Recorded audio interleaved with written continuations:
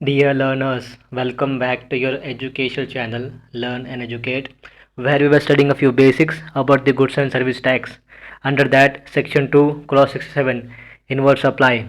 Inward supply in relation to a person shall mean the receipt of goods or services. The receipt of goods or services or both by him, whether by purchase, acquisition, or any other means, with or without consideration.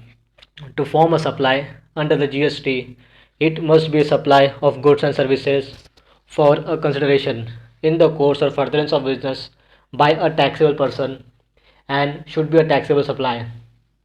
But as per that, the transaction is kept within the supply. There are few exceptions, as there are cases where a transaction is kept out of the scope of supply but despite the existence of few parameters, and there are few instances where though few parameters does not qualify, then also it shall be included in the supply. For example, the supply for a consideration in the course or furtherance of business as per section 1 of clause A of section 7. Supply includes importation of services for a consideration whether or not in the course or furtherance of business, section 7 subsection 1 clause B, and supply includes supply of services without consideration as per section 7 subsection 1 clause C. Therefore, the supply should be for consideration in the course or furtherance of business.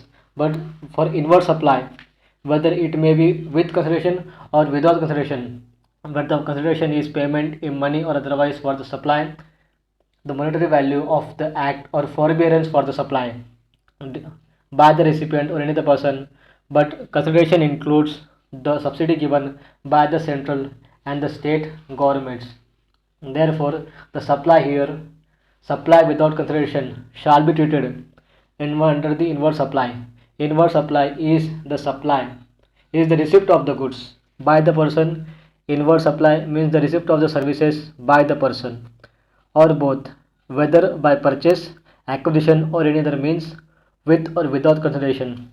In the case of manufacturing, the manufacturer requires to use some input services, to use the input goods, inputs in the form of goods for the purpose of manufacturing or supplying further services to the recipients of for the purpose of consumption by the recipient. Therefore, here for captive consumption purpose also, the consideration or without consideration clause is included. Therefore, the basics here is that inward supply with in relation to a person means the receipt of goods or services by him, whether by purchase, acquisition, or any other means, with or without consideration.